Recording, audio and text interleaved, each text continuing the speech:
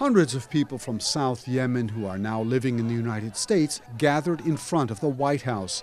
They are calling on the Gulf states and America to push back the recent advances across Yemen of the Houthi forces and the forces of former President Ali Abdullah Saleh. A lot of us here in this movement believe that the Saudi-led intervention has really supported and defended the people in South Yemen. The onslaught by Houthi and Saleh fighters in the south has affected the southern Yemeni people very negatively.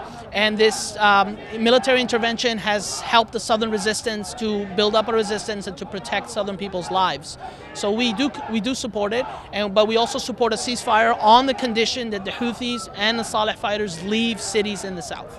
Many people from South Yemen fled to the United States after the defeat of the South Yemeni army during that country's civil war in the 1990s. Abdulhakim worked for many years as a sailor in the merchant marine before retiring in New York. If not for the Saudis, they would have attacked the whole South Yemen, take it over. And we don't want to belong to anybody, to any country. They want their freedom, so the world should help, Demonstrators carried pictures of Saudi King Salman, indicating their agreement with Saudi Arabia's policy in Yemen. They also shouted their support for independence for southern Yemen, an issue that is not expected to be on the agenda of the summit meeting.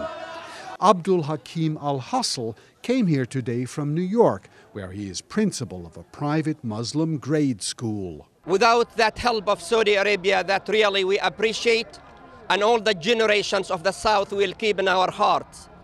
If there is no protection from the sky, almost every single southern Yemeni will be destroyed and killed. Some went even further, calling for the Saudi-led coalition to send ground troops into Yemen. Nasreen Saroor, one of the few women at the demonstration, just graduated from a university in the American state of Virginia with a degree in biology. We're here to ask Saudi Arabia and the rest of the coalition to step up, to put on-ground troops, to continue their airstrikes in order to help the Southerners, because they are being marginalized, they're being killed, and without these coalition forces, we would be completely killed off. Some of the Yemenis here called on the leaders to try to end the fighting as soon as possible in order to save lives. Jack Musaed runs a business in the American state of Alabama.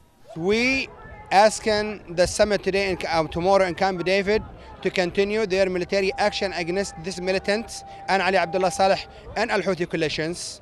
This is people, they destroying our people, they destroying the human, the lands, and also they killing everyone on the streets. They destroying our country, our economy, and they might destroy our regions. So we ask them to quickly solve this issue as quick as they can. The demonstrators here want the summit meeting to endorse the Saudi-led airstrikes in Yemen.